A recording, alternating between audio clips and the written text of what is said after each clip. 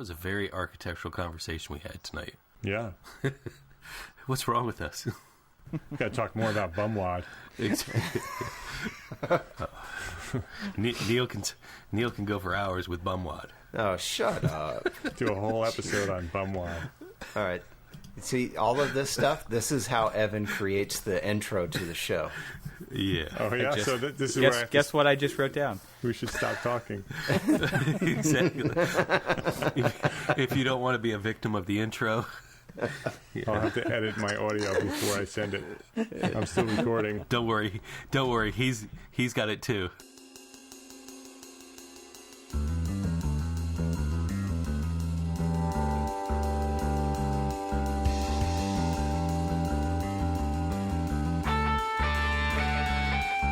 Welcome to the Archispeak podcast, the podcast for architects by architects, where we discuss all things about architecture.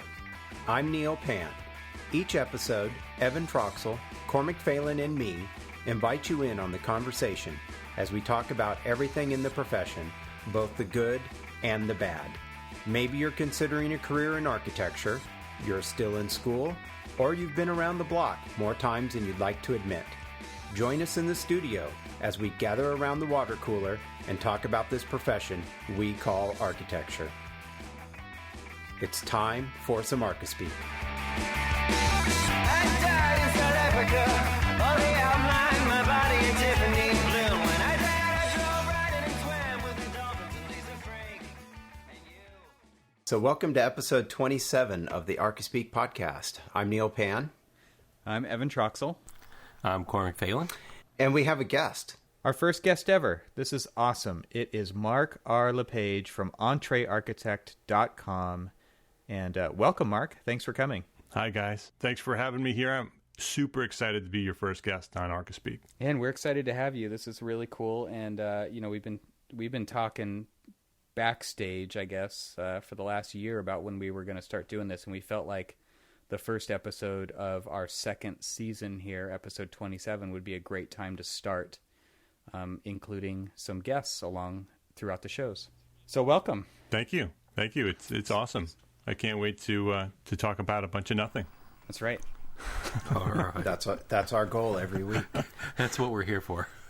Well, first off, we have a couple of friends of the show to announce. That's right. So this week we've got two new friends of the show, and the first one is Heimet Kalsa, who listened to, I'm going to say, every episode of the podcast as he did a drive from Arizona to Texas. And we all know that road is a long, narrow, boring road. And it was pretty cool that he took the time to listen to us the whole way. Yeah, Cormac. Were you talking about the road was long and narrow, or listening to our show? Yes, I was. And so Heimet, he gave us $10, and thank you, Heimet. You are now officially a friend of the show. And then our second friend of the show this week is Alistair Story, all the way from New Zealand, the other side of the world. And thanks, Alistair, for donating $10 to the show. And he was also one of our supporters for buying a T-shirt, and so he threw in another $10 because it costs a lot to ship a T-shirt to the other side of the planet. So thanks, Alistair. We really appreciate it, and thanks for being a listener and a friend of the show. Something I wanted to bring up just briefly is I was doing some sketching on a project this weekend, or this past weekend, and I tweeted out a pro tip, quote unquote pro tip, about architecture pro tip. Yeah, exactly. You know, where if you're tearing off a piece of flimsy and you can turn it over to sketch on, it kind of keeps the edges from rolling up on you. And one of our listeners and friend of the show, I think, who commented on the word flimsy. I was like, "What is that, flimsy?"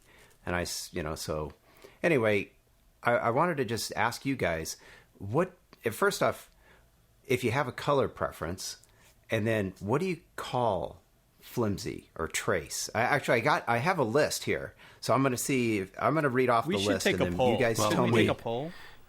We could take a poll. No, actually. All right. What? Before you get into reading it off, okay. let's find out what everybody, in the circle calls it. see if it's on the list, because I've honestly have never heard the word flimsy. Me neither. Must be a West Coast thing. I had heard it, but Yeah. it sounds pretty lame. Thanks, Evan. Thanks for your support. Yep. So no votes for me for flimsy. But let's also do this online with Twitter. So everybody who's listening, go ahead and tweet us at Archispeak, at ARCHISPK. No, it's spelled different, so listen carefully. Yes, and that's a Twitter restriction. We couldn't get the whole thing. That's in there. right. And so tell us what you call it. All right, it'd be fun to kind of take a poll here and see what the winner is. So Evan, step up. What do you call it? Trace. Trace. Simple. Yeah. Favorite color? Yeah. Is I use all the colors. I really don't care. If I had to pick, I'd probably go with the canary yellow. Ooh, the bright stuff. Yeah, the bright stuff. Okay. So what about you, Cormac? Trace or trash? I've kind of interchangeable, only because I had a boss who was like, "Go give me a roll of trash." Like, okay. That's what my desk looks like when I use it. Well, yeah. Yeah. And I'm actually looking at my stack that's next to my desk, and I've got 13 rolls, and they're about almost even. One for each pencil? I've got more yellow than white, but if I'm drawing something that I'm going to scan to ultimately take into Photoshop, it's always on white. If I'm just, kind of going with the flow and sketching, it's always on yellow. Which yellow? The bright yellow or the more cream-colored yellow? The cream color. I call it butter paper. Okay. All right. So you have three names. Well, I guess, but I call butter paper more the color than the name. But yeah. But that's a good name. I like that. Butter paper. Butter paper. So what about you, Mark? You guys still use that stuff? Every day. Shut up. Can we cut you off now? I thought you guys were all digital and stuff. No, that's No, that's you. Oh. White. White, and it's Trace, like the cool kids. See, there you go. Okay. But I don't really right. use it very much. Anne Marie uses it a lot. And so, she's my architect. So you need to vote for her now. yes, I vote for her. So what do you vote? What's her? I think Anne Marie likes. I think she prefers the cream color, but we use white when we order it. I order it, so I order white, and we call it Trace in these parts. Yeah. Right. Okay. All right. Okay. So the list, just based upon the Twitter comments I was getting back, we had bumwad, which is a personal hate for me. I don't like that word. Yeah, we don't like that. I hear that, but I only hear that from specific people that I don't like it either. I hear it a lot in our office, and it's usually the old timers. Yeah, I was going to say that's an old school term. Yeah.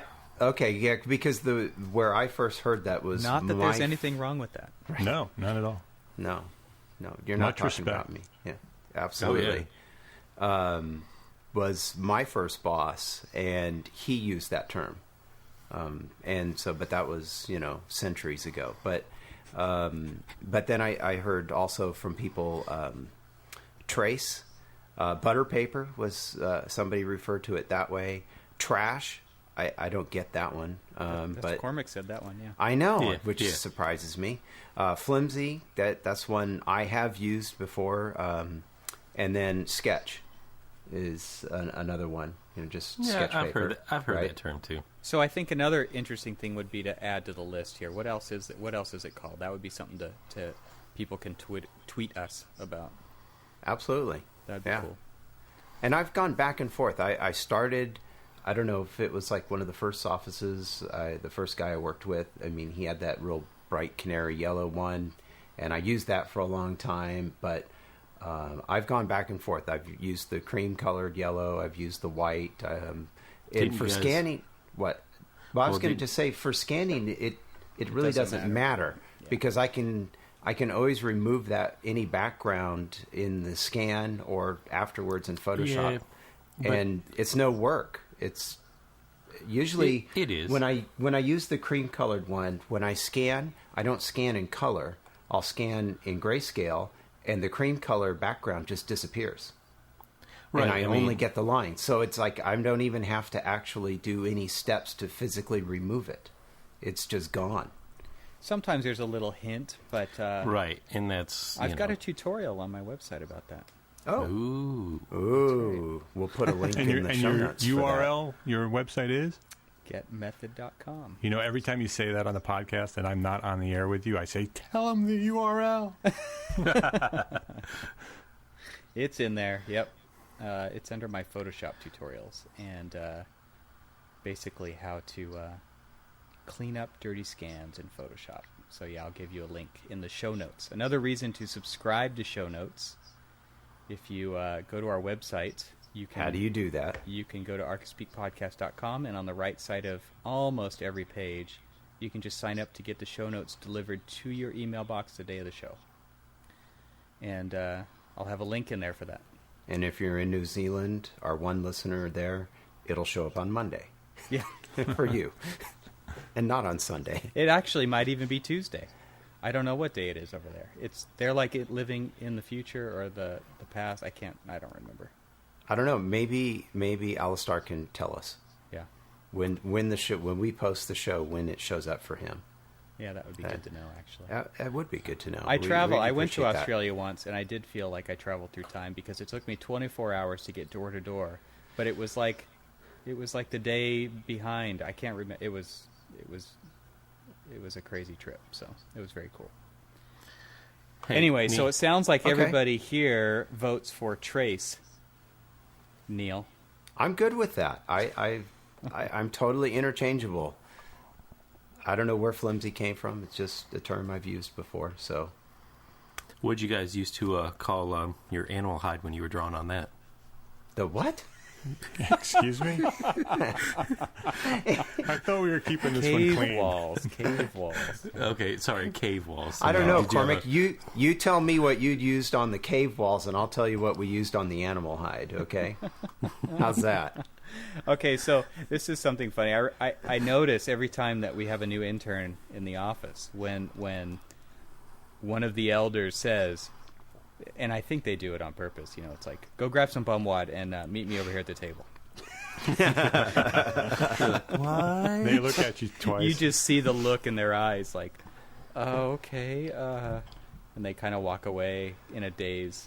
Yeah, that sounds like stupid intern tricks or something. Yeah, it totally is one of those hazing kind of a things. Oh, we used to do that in the Army too. It's like you need to go over and get that TREE device.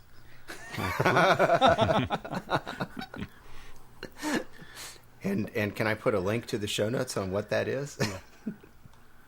Yes. Yes. Go ahead and find it. Yeah, right. Exactly. Go look for the TREE device. I'll search for that. Would that be a pencil? Okay. What is it? No. It's nothing. Toilet paper. Spell it out. Something that comes from a tree. What else could it be? Just that's it. It's just tree. Just bring me a tree.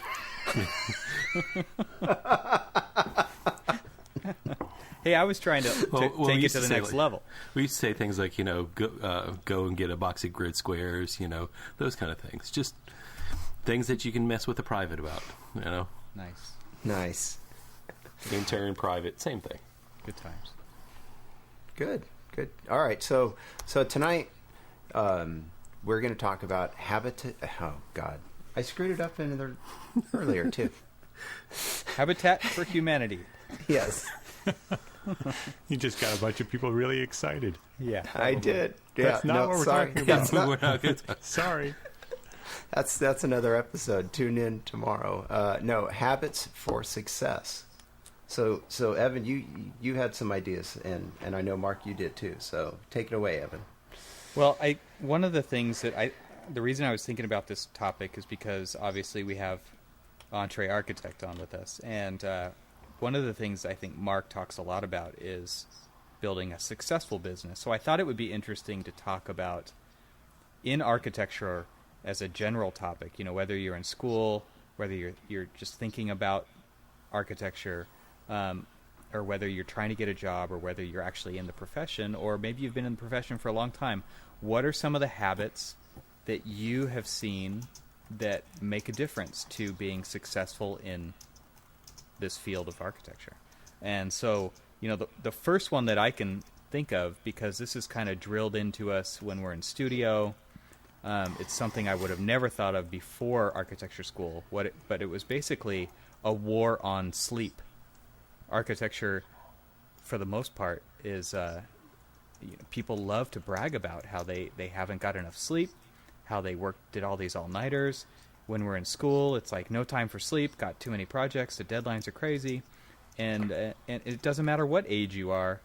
For the most part, it's something that it's a topic that always comes up. So I think that is, as far as a habit for success, architecture has a very skewed look at that. And then I also think that, it's something that we should talk about as far as, do you guys think it's important? Well, don't talk to me about it, because I was just in the office for 2 straight nights, at least till midnight, both nights. Because I was trying to get the world was going to end. Is that what you're saying? Absolutely. Those RFIs don't answer themselves. I wish they did sometimes, but they don't.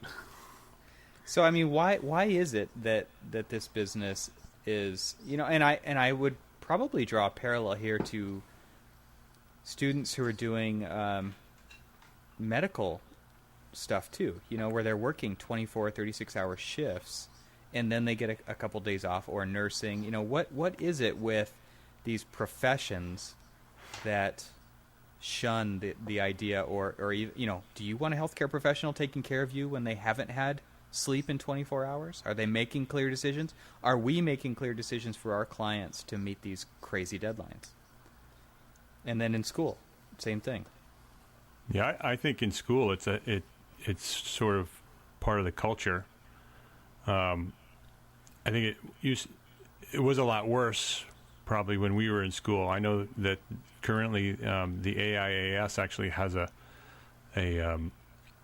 sort of a program that they developed that's a studio culture document, and they talk about sleep in that and how it's important and how it's dangerous not to. And I think sleep is very, very important, especially in architecture school. And I think if you think back to especially in my program, the kids who slept were the ones that actually did really well, because they stayed organized and they needed to do what they needed to do, so they went home on time and got things done. Yeah. I know for a fact that it's dangerous. I actually lost a friend of mine in architecture school because of an all-nighter. Yeah, I almost lost 2 friends, but they luckily made it through. Yeah, but it was, he had a head-on collision and died. Wow. And so it's pretty serious to, for the students listening to us tonight. I mean, just a really quick sort of serious note. Sleeping in studio is a pretty important thing, because you could end up dead. Yeah. Yeah, I actually had a near fatal crash of my own from an all-nighter, where I was driving to work the next day from working in studio for about 2.5 days. And the next thing I remembered, I was waking up and I was basically driving straight towards a tree. And thankfully I woke up quick enough to just avoid it. Clipped it, but I was lucky enough to walk away. Yeah, that's the same story as my friend, except you didn't. Yeah. It's absolutely crazy to me, and I feel like when I was in school, I didn't have any all-nighters. I've actually had more now that I've been working as a professional, but I don't drive home when I'm tired. I'll just sleep at my desk, and if somebody wants to complain about that, go ahead. I couldn't care less. I actually had a friend who fell asleep at his desk one day after he'd worked 28 hours straight, and somebody complained to HR about it, and it was like, you don't. The person who complained was not an architect, but it was like, what's the option? First of all, they didn't look into to see why that was happening, but if they would have, they probably still wouldn't have understood that sometimes we do put in these crazy long hours, but it's better to sleep at your desk than than to try to get home and do it. So Right. I think that I think that this is, as far as building habits, this is something that you actually have to make a habit, especially in today's world with digital devices and screens in our faces until 11, 12 o'clock at night. I mean, your brain does not know when to shut off. Yeah. Yeah. Well, I did one all-nighter in college, and it was more because a group of us, the team I was working with, it was like, oh, we can do it. Let's see what it's like. Or they had probably done many of them. And for me, it was like, well, okay, I'll see what this is like. I'll pull an all-nighter. It was during the week. It wasn't during a weekend. So I had school, classes the next morning. And it was kind of weird, being there and the sun's coming up and you're still on campus. And it's like, this is kind of strange.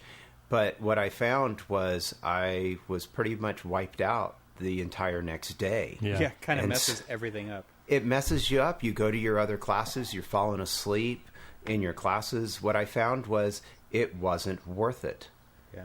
And I don't know if I've told this story maybe on the podcast before, or maybe to you guys individually before, but I actually had a history professor at school, architectural history. He also taught design, and he told us, he's like, don't do it. He's like, get at least 4 hours a night. Just stop what you're doing, go home, get 4 or 5 hours a night, come back, and you if you can keep that schedule, you can keep going.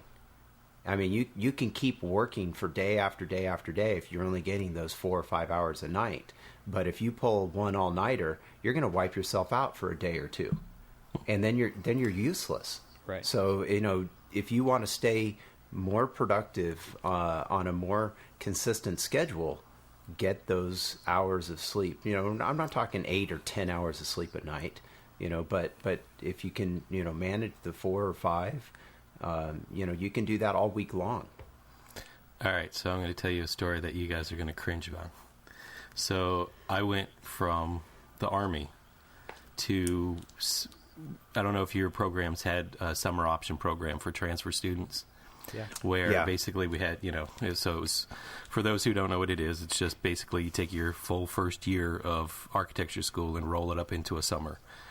So we had these, I got out of active Army and I was in the National Guard, so almost immediately. So I had, to basically, what I was doing was, in the National Guard, was I was an instructor, so I actually had to work every weekend. So I had to fit studio and National Guard duties in basically constantly, nonstop.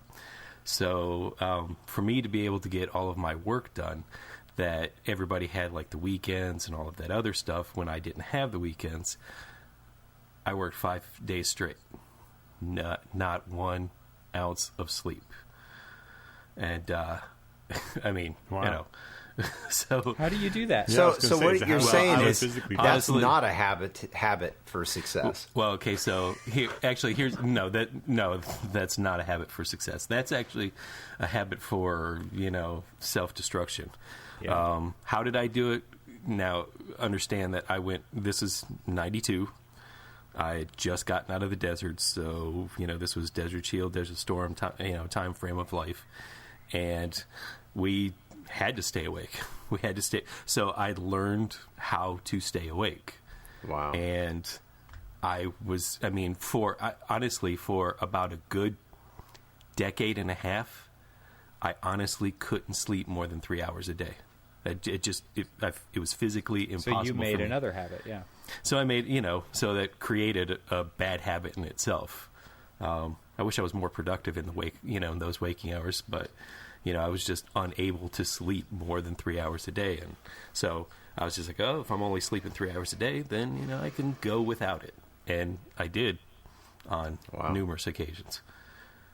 So it was crazy. Yeah. So Well, what is it's Yeah. I was just going to say, what is it about, because Evan, when you started this conversation about this war on sleep, but bragging about not sleeping, You know, why is that? Why do people like in school like, oh, I pulled off five or six all-nighters this quarter or something like that? It's like, To me, that says that you're extremely unorganized. Right. Yeah.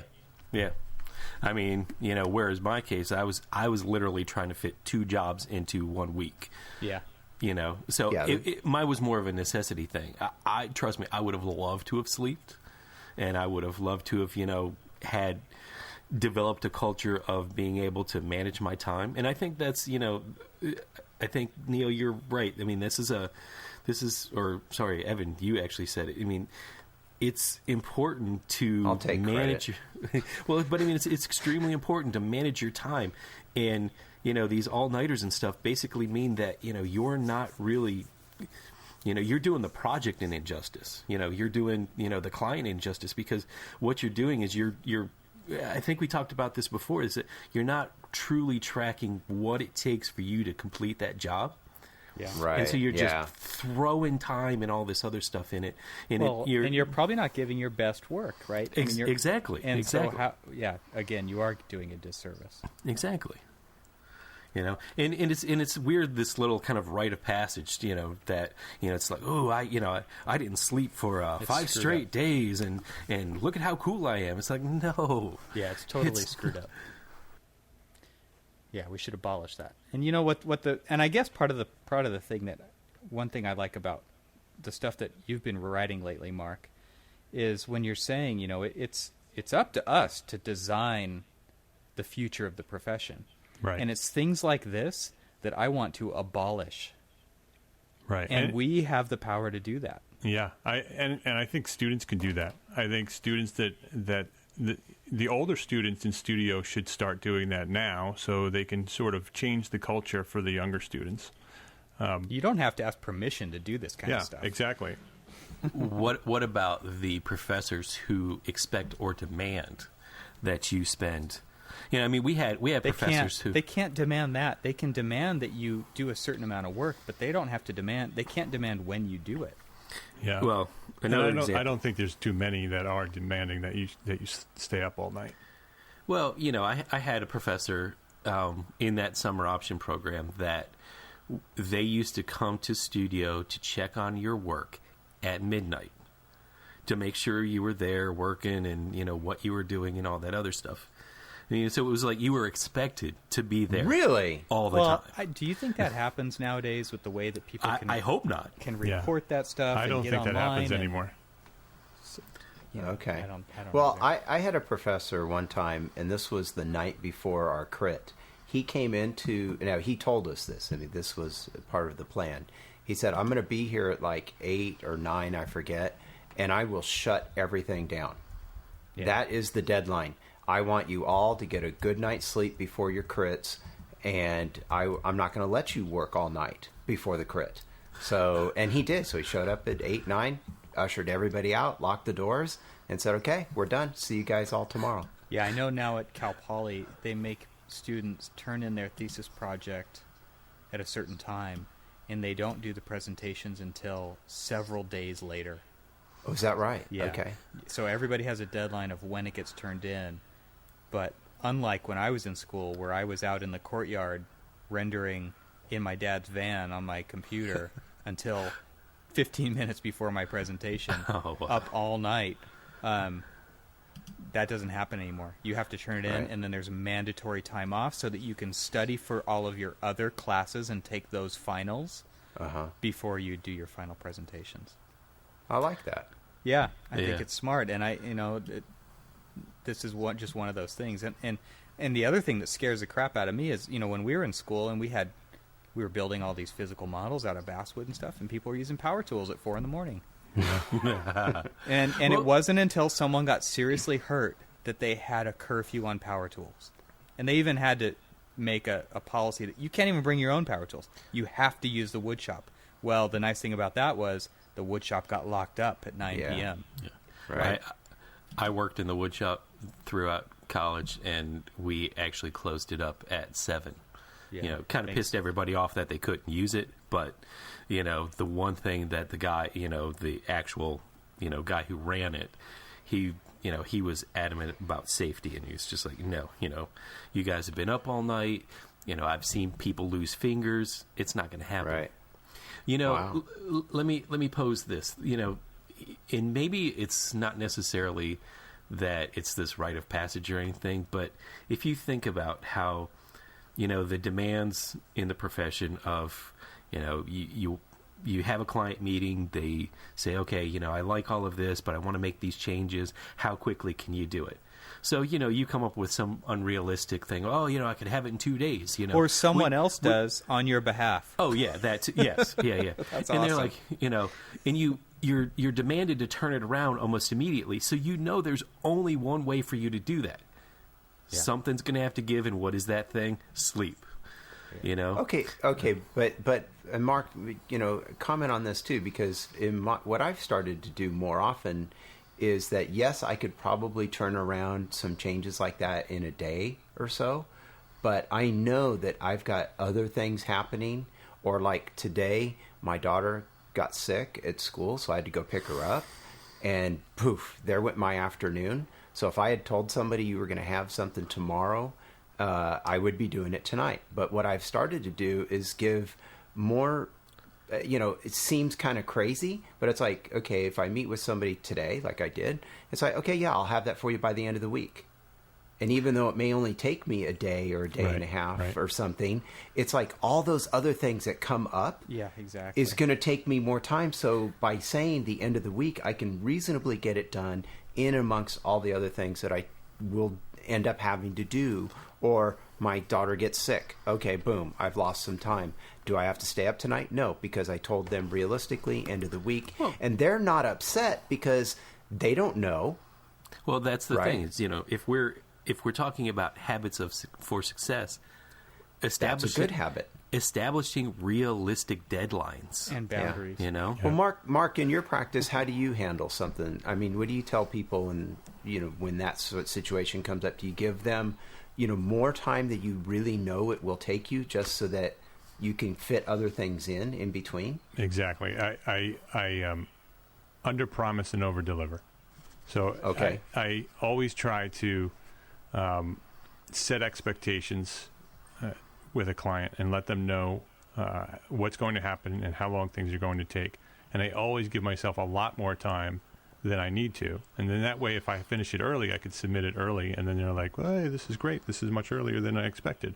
Right. And then, and I think it goes back to what Evan said before, is that we get to design our own business. It's our business. It's our process.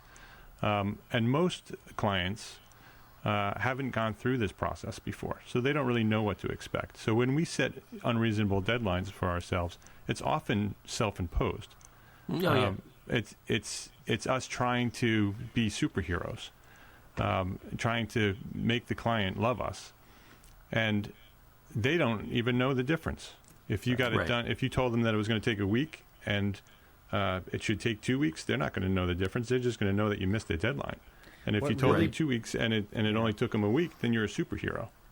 And when you're in charge of your own schedule, that's one thing. But when somebody else is out at that meeting and they make that promise, and one of my favorite things to say is, well, you should have checked with me first. Yeah. Because I don't want to disappoint the client, but at the same time, like, I have these certain boundaries and I have these responsibilities and I have all of these other things on my plate right now. So you should have checked with me first, and I'll do what I can, but I can't promise that I'll get it to you at that time. Well, another habit for success in that, if that, what you hopefully can get those people that are making those promises to do is to say, let me get back to you later today on that. Yeah. Let me go confer with the team, and we'll get back to you by the end of the day or by tomorrow with an update on the schedule. And that's not an unrealistic thing to say to a client. Yeah, that's a great habit, actually. Yeah. But we seem to be, and I don't know if it was because of the climate of the recessions, multiples, not just this more recent one, where we were always, thankful for the project, that we just aren't able to say no. And from that, inability to say no, we also, say, well, whatever you need, whatever you want, and they don't know what they want. You guys were absolutely right. They don't know. They have no expectations on the process of architecture. And so you're right, Mark. We self-impose ourselves on this, and we get ourselves into this situation. It's like, well, you said it. It's like, you say it's going to take, 2 weeks, but you say that it's going to take 1 week, but it really is going to take 2 weeks. Now you're asking for more time. Now you look like a schmuck. Now you've set a bad tone with this client. And even if the project gets done successful, they're going to have all these little things in their mind. Right. Are they going to be a repeat customer? Probably not. All these little missed deadlines that didn't really need to be missed deadlines. Exactly. Yeah, and like Evan said, I think it is easy when you're a sole proprietor or a relatively small firm where you can make those decisions on your own. But when you do have someone else making those decisions for you, I wonder if that's something that needs to be addressed with a policy where, that those decisions aren't allowed to be made without some time involved. Yeah, I often find that the person also who makes those promises is usually disconnected. They're not usually the people who know what it takes to do the work. Right. They're people who So if there was a firm policy that decisions like that couldn't be made, without, a few hours or speaking with X just number doing of what people. Neil said. Yeah, it's just, let me check with my team and I'll get back to you today. Right. I'll let you know today, but it's not going to be... But if you formalize that, then you can create that as a habit in your firm. Right. But going back to what I was saying is that, you don't... A lot of the people who are making that snap decision that are disconnected, Evan, they don't want to disappoint the client. Right. They feel like any time that you have a hesitation, that's a disappointment. Yeah. No, that's it's a calculated effort to give them the best service. Right. And change your perspective. Yeah. That's a bad habit, Cormac. Right? That's a bad habit. Totally. So we need to change that. That's a habit not for success again. In more recent times, yes, that is an extremely bad habit. Right. Because for some reason, in I don't know, I mean, slightly off topic, but everybody seems to be, when everybody's going after the same project and you're undercutting each other and everything else, you will promise them the world. Well, and you're hurting the profession by doing. Oh yeah, absolutely. Which is hurting you. Yeah. Which is hurting you, which is hurting the client, which is hurting that project. I mean, it just snowballs into bad service, and then people are like, I hate working with architects because they miss these deadlines, they promise this, they don't do it, they come up with crappy designs because they're working all night, So yeah, it's just we need to I think that also leads into this like sleep deprivation and everything else. I mean, it leads into our other favorite pastime, which is procrastination. Yeah, terrible habit. No. It's just like, well, I'll get to it, and then it's like, oh crap, I got to do it, and I've got to be done with this in an hour. And then what are you really going to get? What kind of quality service are you giving the client, with like limited, attention to the project? I find that most clients, especially small firm clients, are relatively reasonable people. That even if they expect something and they almost demand it, if you tell them the reality of the situation and you explain to them the process that you have to go through in order to do that, and say that, that you need X number of hours and an X number of days to accomplish the task in order to provide them the service that they expect, most of them then back off on that, and they say, oh well, I'm going to give them the time they need, and then they respect you more as well because you're being honest with them and you're showing them what you need to do in order to get the job done. And then there's the reality of the bureaucracy that Evan and I sometimes deal with. Yeah, I know. I'm talking in a different world. I've been in your world, so I know that. I know. Yeah, because you have those clients that, they're dependent on, they've got a deadline for submissions for, like, say, state funding or something like that. Right. And so, you've got to meet their deadlines, and then their deadlines never really meet up with yours because, say, for instance, the proposal, you go back and forth with your fees and everything else, and it takes a while to sign all of that and stuff, Are they expecting you to start work without a contract? Every time. Yep. That's why I'm not doing that work anymore. Well, and I think something that's, my friend, a different Mark, he recently had the experience where the district was really pushing to get the school that hadn't been designed yet open fall of 2016. Mm-hmm. And he made the point where, we were getting pushed really hard to get the school. We had designed the school once. They ended up finding arsenic in the site. They ended up having to pick a new site, which means we have to redesign the school. But they didn't want to change that date. Absolutely.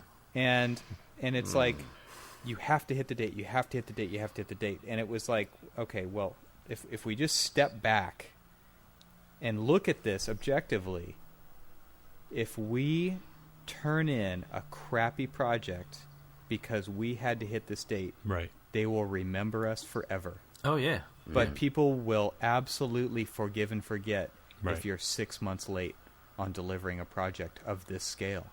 And that doesn't always work, but that works a lot of the time. And it goes back to what you guys are talking about, where the clients will understand, or they are going to have to understand, that we cannot work like that because this stuff takes time. It takes what it takes to get it done and do it the right way. And if you want to come back to us 5, 4, 3 years from now and say, this is absolute crap work, you're never going to work with us again, we're going to sue you for this, this, and this, was it worth it? Right. And we're not playing the long game when we're doing things like that. It's much better to disappoint your client up front than to disappoint them at the end, because they'll forget about it in the beginning. Right. They'll be upset with you, and they'll be angry, and they'll be they'll do all the threats, but if you get through that and you finish the project beautifully and it's done and it works really well, they forget that. They just look at the project that you've done and they're happy with it. Yeah, I think the misconception comes from projects at people's houses, right? You hire a contractor to pour the slab in the backyard, or to build the awning, or to do whatever. And what is it? It's like the average amount of time that people live in a house it's pretty short, right? It's less than 10 years before they move to another house.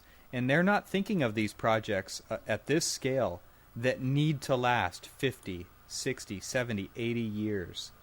And so when you get 20 years into the future and it no longer meets the needs or the expectations of the people who are using these facilities, it's a huge disappointment to them. And what are they going to do at that point? They got to spend millions and millions and millions of dollars fixing your mistakes because you didn't take the time to do it right the first time.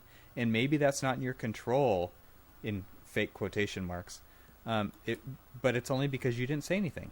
Right. It's a terrible position to be in. So again, I think building habits for success, one of those things that I guess we should state as one of the bullet points is speak up. Speak up early, speak up often, and include people into what it takes to get the job done. Because I think a lot of times this profession that we're in is treated as a drive-through. Yeah. Well, actually, I'm glad you said that, because and we've talked about it before, but the open communication with your client is extraordinarily important, and talking to them and keeping them constantly involved and constantly updated about, the project status, possible, potential pitfalls, some things that might cause delays. Keeping them constantly involved makes them feel a part of the project all the way through, and it gives them equal ownership of the project. But a lot of times we tend to hide things from them because we don't want to look like the idiot that, oops, this happened or that happened. And things do happen on projects, like it's finding a very messy process. Like finding arsenic in the soil, Right. Sometimes that happens, and sometimes the project has to move and change. But, when you feel like you have to hide something from your client, because you just don't want to look like the idiot, You pick up the phone. Exactly. Absolutely. That's what you need to do. So another habit of success bullet point is constant communication with your clients. Yeah. I have one, setting expectations with your clients. Because if you set the expectation that there's going to be that big bomb somewhere in the middle of the project, because it happens on every project, then when it happens, you can go back and say, hey, remember when we had that big conversation about you're going to have a big crisis in the middle of your project? Well, here it is, and this is what we're going to do about it. And then it's not such a crisis. Absolutely. We've all done this long enough to know that projects don't go smoothly. Something happens somewhere. There are a lot of things that are, out of our control. Well, I didn't know, normally it takes 6 weeks to go through permitting. I didn't realize it was going to go, 3 weeks, 3 months or something like that. There's those little things. So you're right. Letting them know up front, there are these potentials of things. And I want you to understand that, I'm here to make this process go as smoothly as possible. But when we do run into those roadblocks, I'm here for you to help guide it through. Right. And we've been through this before, so it's going to be okay. Yeah. And if you come to those kind of meetings with multiple ideas for solutions, exactly, that always goes over really well rather than the massive freak out. The very first book that I was ever given, pre-architecture school at all, when somebody found out that I wanted to go to architecture school, somebody gave me a book. It was a project management book for architects, but it was called Problem Solving. And from that point on, I always looked at us as problem solvers. Not, problem as a bad problem, but, just that's what we're here for. We're here to find the solutions to get things done quick, easy, or not easy, but you know what I'm getting at. Yeah. And that's what we need to, deliver to the client is, our problem-solving expertise. All right, I have another one. One of the things that we really struggle with, and we hit on this a little bit earlier, is saying no. And I really feel like this is a habit that people have a really hard time. It kind of falls in hand with something that you've been preaching about, Mark, on your podcast, which is talking about money. Yeah. It's like this taboo, this word that cannot be uttered from our mouths. And this goes back a little bit to what we were talking about earlier, where if somebody asks for something, whether it's in the office or if it's a client, first of all, you don't have to say yes right away, and you don't have to say no right away. But there are a lot of things that are distractions that are built into what we're doing that we could easily say no to, that makes no difference in the long run. Like it would have been something that could have never even been brought up, and we won't miss it. And it's not going to hurt our business at all. There's a lot of things that we get asked to do that we, like you said, Cormac, those are the people making a lot of those decisions only want to say yes to the client. And this is one of the things that I learned when I worked at Apple was learn how to say no by saying yes.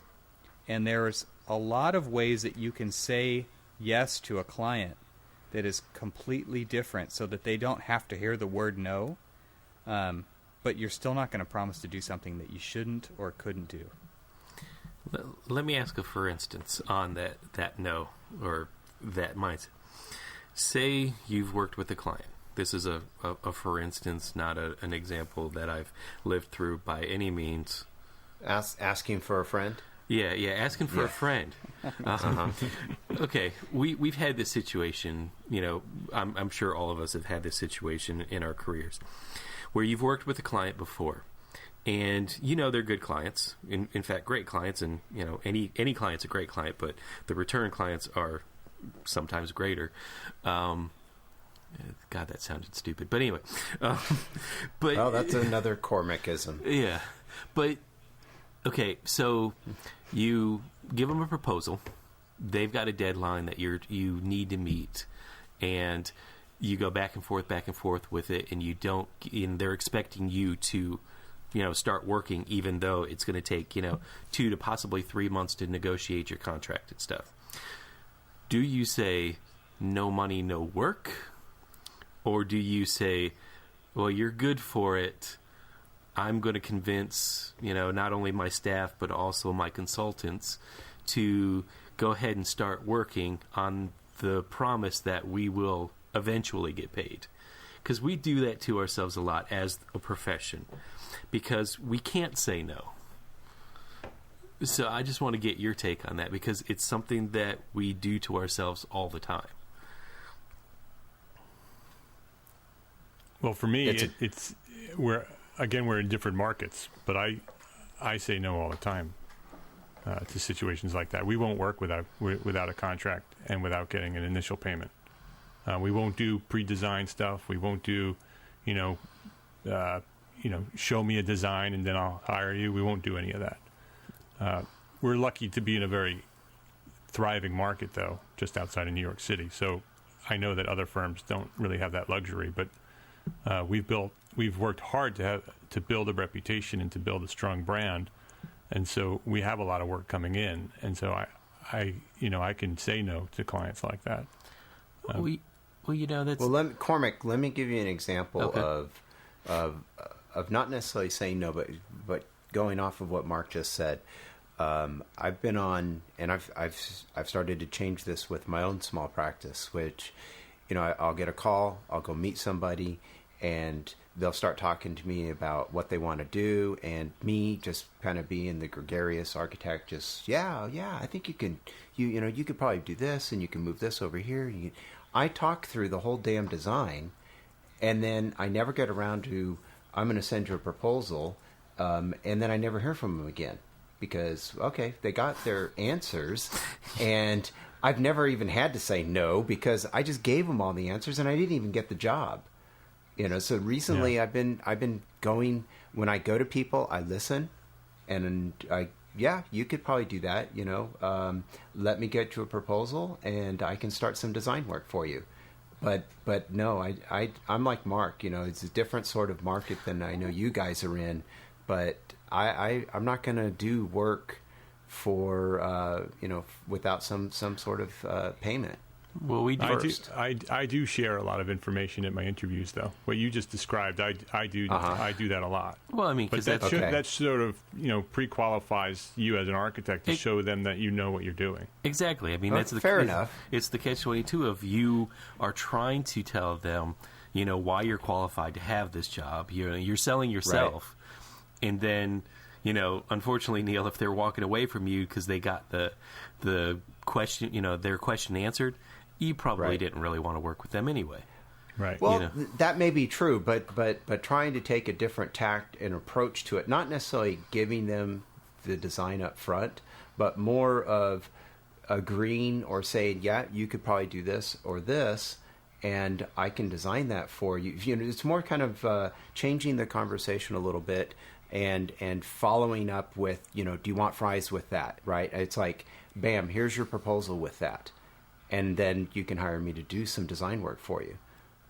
So it's more kind of twisting it around and changing that conversation so that it can be, you can have a better habit for success of getting that proposal. I've also changed my, actually with a thank you nod to Mark, modifying how I do my contracts so that they're easier for me to generate much faster, so that I can actually finish that conversation with I'll send you a proposal, and spend, no more time than the notes I took while we were having our conversation. That becomes the scope of the project, essentially. I bonify that. I put a dollar number to some of those phases, and bam, the contract goes out. So I've maybe spent, 45 minutes to an hour meeting with them, a half an hour getting a proposal out, and I'm done. And then there's a proposal in their hands. It has a date on it that says this proposal is good for X number of weeks, 2 or 3 weeks, and that gives me a chance to reasonably follow up with them, to remind them, say if it's 3 weeks out, a week or two in, hey, by the way, that contract's still good for another week. Do you want to move forward with it? And that way it doesn't seem like I'm bugging them. And, so to try and do things a little bit differently so that it can be a better habit for more successful obtaining of some projects. Back to your question, Cormac. Yeah. I feel like in our line of work, we're constantly starting work without a contract. Mm-hmm. The contract negotiations take forever. The clients always reject the architect's contract and they want to use their own. There's legal on both sides, crossing things out, changing things, and it's pretty crazy how much we will invest into these projects before getting paid a penny. Oh yeah, because at the end of the day when you're, when we're talking more like schoolwork and stuff. But I mean, if you were, they have to move in. Say it's a 2-year process or whatever for design, construction or whatever, possibly 3 or 4. They have a specific move-in day. They can't push that. They can't change that. So everything hinges on basically hitting the ground running, whether you have a contract or not. And, we do that often. And I'm not saying it's right or wrong. I mean, we know these clients. We do work with them a lot, and they're great clients. And, we don't really mistrust them or anything like that. It's just, but I mean, just thinking, broadly, not necessarily, being too specific, but, as a profession as a whole, I mean, a lot of times we do that. I do remember, Mark, that when I was, solo on my own for a while, we did that. We got money up front, we, had the contract signed before we began work. I mean, sometimes if we were really comfortable with the client, we might do a little bit of like, conceptual work for them because they're going out to kind of like do fundraising for some development or something like that. Right. Because we knew that, in the end, we were getting something out of it as well. We would be getting the job, potentially even more projects because we're kind of putting our name, with it and stuff like that. But, it's just, I mean, we I don't know, it's just one of those things that I always ponder about because it's like, why do we do that to ourselves? Why do we stick our necks out there? And there was many a times, because unfortunately, I started, me and my buddy from college, we started our business right at the time when we were, maybe a year and a half, 2 years before the residential market started to feel this last recession. So we were sticking our necks out a little bit more than we wanted to because we were just started. We wanted to get out there. We wanted everybody to know us. So, we were doing work and we were giving work away. And, it basically, I learned my lesson from basically, 5 years of solo practice, then basically getting slapped back to earth because we had all these contracts that, either people owed us money that, we never signed a contract with them, and they just basically said, all right, I'm done, and walked away. So I'm kind of gun shy every time I hear somebody tell me a story about, going in and doing, months worth of work without a signed contract. Well, Cormac, I think you set the stage there probably perfectly. I think in my example and in Mark's example, we're dealing with a completely different scope of project and a different sort of client than you are, and so Mark and I have described some ways to be successful with that, or that we've found to be successful with that. I think in your case, you described several habits for success in going that route with the bigger. I mean, you said these are great clients. You've worked with them before. You know them. You've been paid by projects before. And so all of those things when you're dealing with these big projects, those are probably the different things that you can do so you'll be successful even though you've started work early. I think the danger is when you've got all of those things are not true. These are new clients, you don't know them, and you're putting work out there for the hope of being paid. And that's probably a bad habit. Yeah, that's something you don't want to. Yeah, that you don't want to do that. But in your case, you're talking about existing clients, and also too, you're talking, big scope projects where, Mark and I are probably talking projects that are, in the 4 and 5 digit range. You're talking about projects in the 6 digit range, right? So a 6 and 7 digit range. 6 so and 7, these, yeah. Yeah, so they're different scale of projects, so you can afford maybe not, I mean, it's probably a burden on the company, certainly, but when they're talking 6 and 7 digit figure fees for these things, you can afford to probably spend a little bit of time up front, because the reward is on the back, is coming, yeah. and it's going to happen. And so you can probably do that. So there's less risk. I guess that's what we're getting at, is the projects that Mark and I are talking about, they're not as risky by doing that.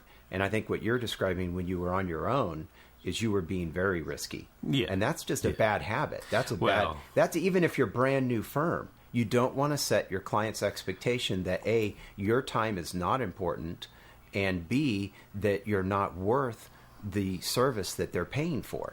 And I think by putting your work out there for free or giving it away in the initial meeting where you completely describe the design out to them is bad habits. Yeah.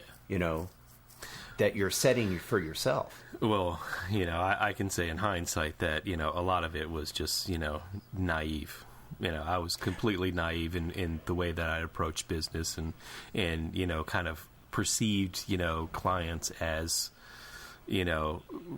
just some, they were, I just misjudged a lot of things. And just, you didn't have entrepreneur architect on your side. I didn't. That's right. Did not. And honestly, Mark, to sing a little bit of your praises. I mean, the website and the podcast are great because, there are a lot of people who feel like that they can kind of go it alone. Oh, I've got my license, or I've done this long enough. I'm ready to hit the road and start my own thing. But the one thing that we have a lot of trouble with, especially since, school doesn't prepare us for that, is to run our own business. Right. I mean, we've my old, business partner and I talked about it. I mean, for the most creative of professions, we are the least creative when it comes to business. And, and we... so, I mean, we kind of, in a way, we set the stage for our own demise because we just weren't ready or we didn't prepare ourselves.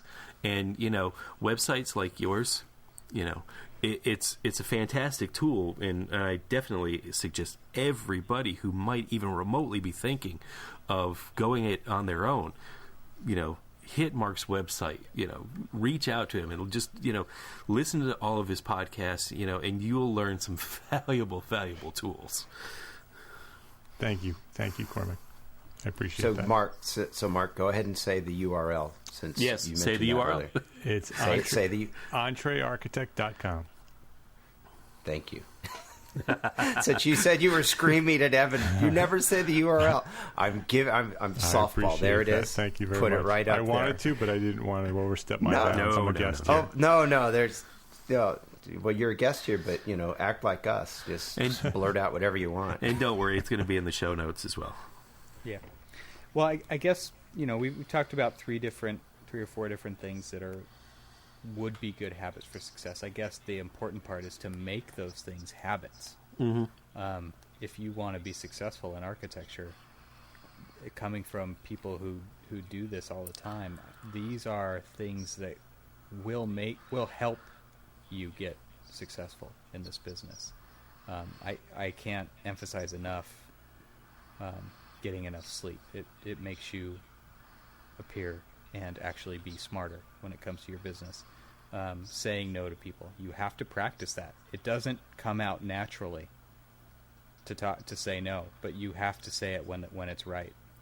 And when it comes to working with contracts and getting paid for your work, you've got to get that stuff going early. You can't be shy about any of these things. You can't be shy about your boundaries. You can't be shy about your contracts. You can't be shy about doing things that aren't what you're supposed to be doing. So I can't emphasize enough that these are all, there's only a few, but I have one more habits. Yeah, I have one more for you. Raise your fees. That's right. You were talking about that recently. Charge more. Because you're worth more. You're worth more. We're all undercharging. And I think if we all start charging more, then our profession will be more valued. Yeah, I think a lot of people don't, because we're not usually in the position of paying for these kind of services.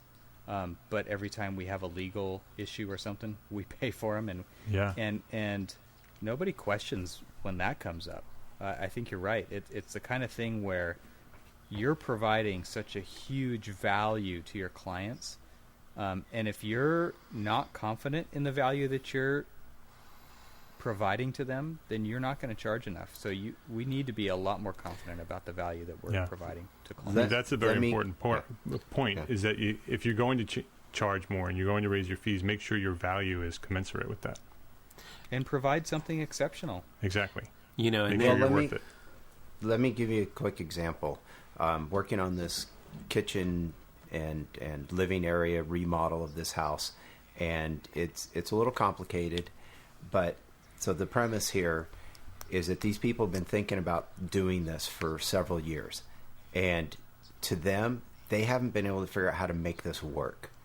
And so, we're doing the project. I step in no more than like 3 weeks ago and provide them a solution. I'm in a meeting with them today, and the wife is just looking at this, and the husband too, and she just goes, I love this. I love what you've done. This is incredible. It's like we've been trying to figure out how to make this better for years, and you stepped in like 2 or 3 weeks. We're done. We're approved. Get started on the CDs. We want to do this. And so when Mark's saying raise your fees, the value that me as an architect, I'm not trying to pat myself here on the back, but just what I'm trying to say is that the value that architects are providing to their clients in this example, it's like they're happy as hell to write me this check for the design phase, because I just solved a problem that they could not figure out for the last several years. They value what you did more than they value that money. That's right. Absolutely. And that is absolutely key to what we're doing. For anybody who wants to make money in anything. Right. Yeah. Right? But that's the truth. I mean, that's what it is. And so like Mark said, if you bring that value, they're happy to pay the fee. Absolutely. But in where we've gone wrong is, because I'm always the one to bring up where we go wrong. Uncle Cormac's gonna poo-poo on the day. No, here. it's just what we end up doing is we'll have those clients. Wait a minute, that should be Grandpa Cormac, right? Oh no, man, that's you. No, you're getting closer. That's Uncle Grandpa to you. All right, go ahead. Although that's trademarked by the comedy or the Cartoon Network, so I can't say that. It's a TV show. Evan, I'll beep it. Evan. Yeah. Anyway, so this, one of the issues that we have is that when we're negotiating our fees and stuff, there'll be those clients that'll say, well, that's too expensive. Why would I pay that much money when I can go to this guy and Neil's given a fee proposal for X amount of dollars, and he's like, well, I talked with Evan, and Evan said that he'll do it for this percentage less. We're doing that to ourselves, where we're basically each other, because we feel this, because we've had such a hard time in the past few, years of, even getting jobs, where we are undercutting ourselves, and, we're just doing, in a way, I see irreparable damage to our profession when we're out there cutting each other's throats. Mm-hmm. And so, you're right, Mark. I mean, we need to charge more, but then we get worried that, well, if I charge more, they're going to say no, and some other guy's going to come and steal the project from me. So, that's right, and that's where you're providing. You have to provide. You have to come to grips with the fact that you have to provide an exceptional thing. Right. And they're not going to get that from somebody else. And if they are, then those people are going to lose their shirts. A strong, healthy business doesn't compete on fee. That's right. Oh, well, okay. So another good example of that is that coming off what Mark just said. You're not competing on fee. One of the interesting things is that, you throw out a proposal and you get somebody back and they say, okay, I want to, cut a few $100s here, a few $100s there. Again, I'm talking small scale project here for residential. But I had a friend of mine, I talked to him about it recently, and he said that, no, he doesn't begin that negotiation. He just says, no, this is the value that I'm bringing to the project, and this is what I charge for that value. Yeah, that's how we do it too. Okay, and he said one of the reasons he doesn't begin that negotiation is that if they get a certain amount cut off their fee, then if it's a successful project, then they refer you to somebody else to another person. What's the first thing they're going to tell that person? Oh, well, you know what? Don't take that first price he gives you. He'll cut you a deal if you negotiate a little bit, right? Yeah. And so you've set the precedent. That's a bad habit for a successful firm. By continuing to negotiate on your fee, then they're going to tell the next person, they're going to tell the next person, and suddenly, you're getting less and less, and you're in this constant battle of this negotiation. Yeah, and what you're talking about is you're talking about the race to the bottom. Right? Right, exactly. Yeah. And the sad thing about the race to the bottom is that somebody's always going to win. Yeah. Yeah. And that doesn't help our profession either. I mean, really, if people are going to compete on price, yes, there's always somebody looking for the lowest price, right? But what do they get for the lowest price? It's a painful process. Well, Mark, you recently had on your podcast, and I know you've written about this too, is we need to talk about this stuff. We need to talk about fees amongst ourselves. That's right. And so at the beginning of this year, you inspired me to do this. I had like 3 meetings in a row with colleagues of mine that we've all used to work together. We're all out on our own now. I was very upfront with them and talking about fees. And you talking shocked about them, right? how. I don't know if I shocked them so much, but we were able to get past that and talk about it. Yeah, I love talking about fees because it always shakes things up. Why is that such a taboo with everybody? Why? I don't know. Are architects afraid to talk about money?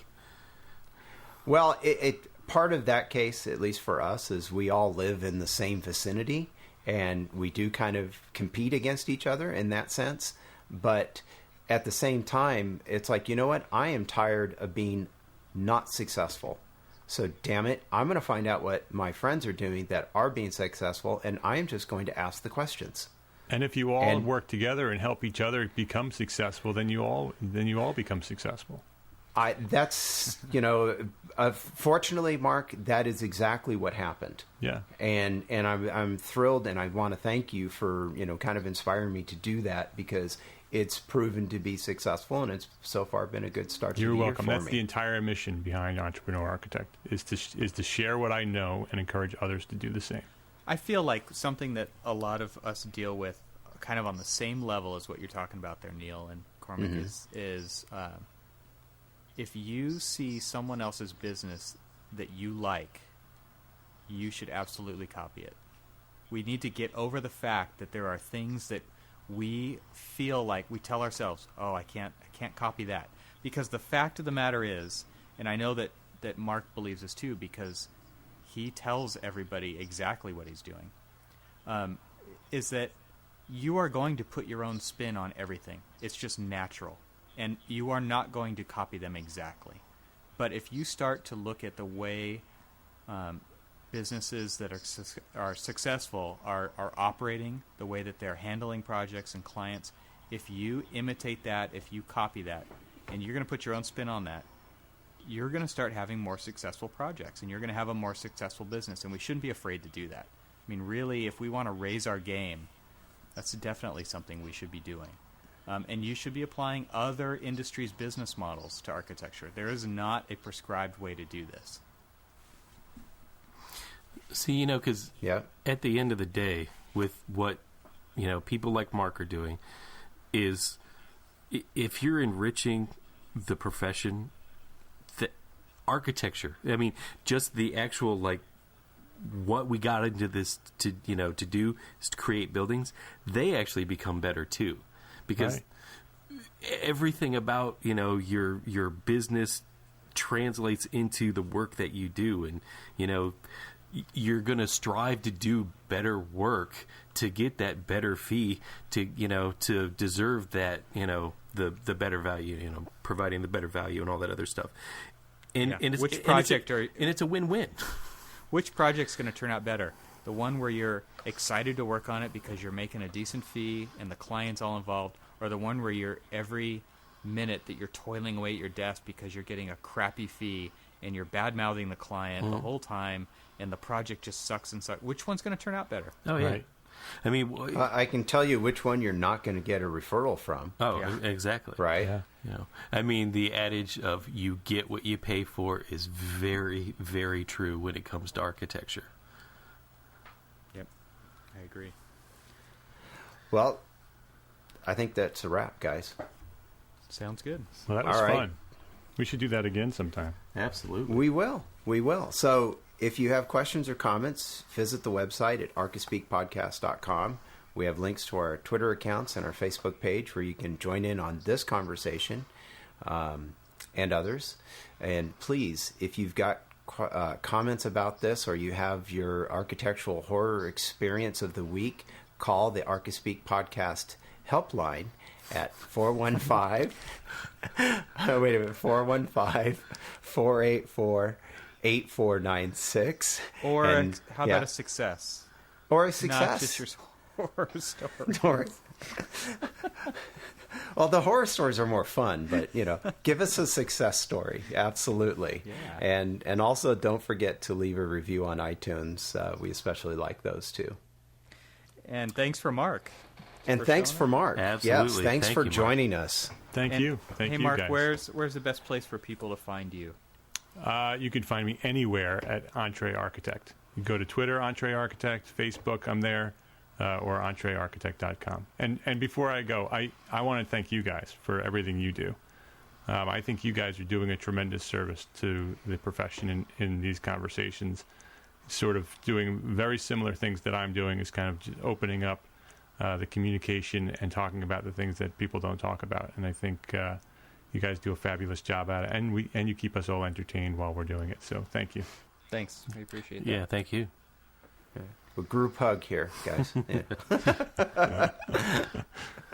All right. Well, everyone stay subscribed, and thanks for listening. Good night. Good night. Good night. Good night.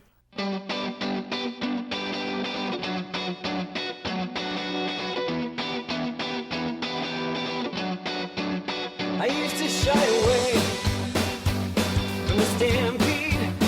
I'd hibernate, hunker down in my hobby hole to get good at the game. I had to grease up my riot gear, and that craving came when you crossed along, yeah, when you came along. Jim and Dog dared me, turn the sprinklers on, barefoot in the driveway, baby. Platform dancing, form like a crazy man. Someone who proudly tumbled, diving face first, fat with chances, braving birthday suited. Oh, baby girl, Jim and Dog dare me, turn the sprinklers on. Barefoot in the driveway, baby. I get naked when I wake up in my birthday suit. Not a piece of creation. I wanna shake my mom, I gave mom, I gave mom, I gave mom to say thank you. What would I have what I want to do? I'm a perfect relation. I wanna shake, I got love for you, love for you, love for you, love for you. I got love for you. I got love for you. I got love for you. I used to shy away from the limelight. I tucked my face up tight in my sleeping bag to build a better base. I had to fly my war paint right. I'm a better place since you made me upright. Love is never fight. Triple dog dare me, turn the sprinklers on. Barefoot in the driveway, baby. Platform dancing, form like a crazy fan. Someone